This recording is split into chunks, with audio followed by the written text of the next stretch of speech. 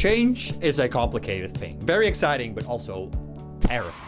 Do you know the definition of insanity? And most people don't change very easily, which is fine, I guess, unless you're like a 40-year-old Tyrian. Like, bro, get a job. Do you guys know what that is? But the point I'm really trying to make is I want to share a little bit of my experience. And maybe it will help some of you guys go through something, because I never really felt the need to change. I was basically raised in like a perfect family with perfect friends in a town where basically nothing ever bad happens. Oh my god, I have such a hard life, guys. Yeah, of course, that's a blessing. I cannot be complaining. But also, why would I ever feel the need to grow? So most of my life, I just kind of stayed the same. And because of that, I think I've always been very antisocial. Like, I never really spoke up. I always kept to myself. And even with my early YouTube videos, I didn't even speak into the mic. Which, by the way, my very first video that was supposed to be uploaded on the channel wasn't supposed to be an Overwatch video. It was supposed to be a PUBG video with face cam. But I was so scared to record that stupid video. I was just in the main menu of that game, staring at the record button like the flipping monkey from Toy Story. And then I closed the game.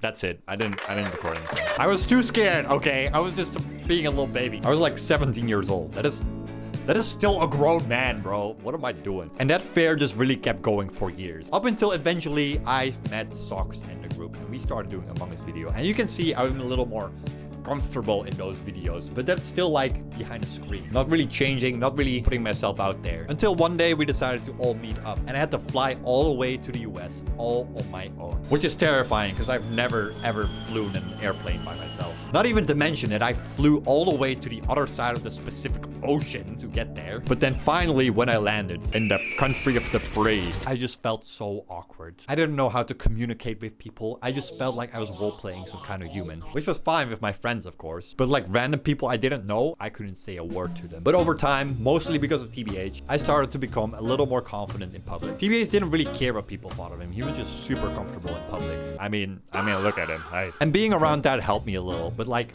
only when he was around. So even then, I still truly wasn't changing. Not until I had a couple tragic things happen to me. Looking back at it, it was finally a moment that clicked a switch in me, because suddenly I just couldn't keep being the confused version of me anymore. And I was just done feeling so stuck. I started learning about my own emotions and my own brain. I started going to the gym more. I started trying new hobbies. I was trying so many things. I even picked up a book. I know, this is insane. And I did all of that to force myself out of my comfort zone, which, by the way, is the hardest and most uncomfortable thing I have ever done. I mean, you can kind of picture it like a bubble. Like, here is your comfort bubble, and then there's this gray area just around the outside, which is still uncomfortable, but manageable. And then there's this zone outside of it. Let's call that the panic zone. We do not touch the panic zone. But it's that gray zone, that slightly awkward, manageable space. That's where you should be pushing yourself.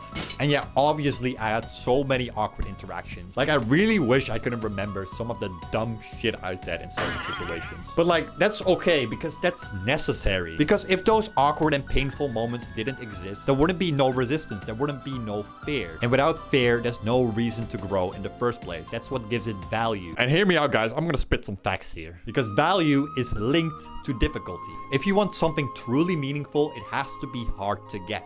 So if what you're chasing is just something that feels good temporarily, then that's not growth. That's just filling a hole with whatever is convenient. So yeah, you just kind of have to embrace the pain. You gotta embrace the struggle. Tell yourself it's gonna be hard, but you're gonna do it anyway. And when it's finally done, when you push through something you thought was impossible, that's when you finally start to feel like it is worth it.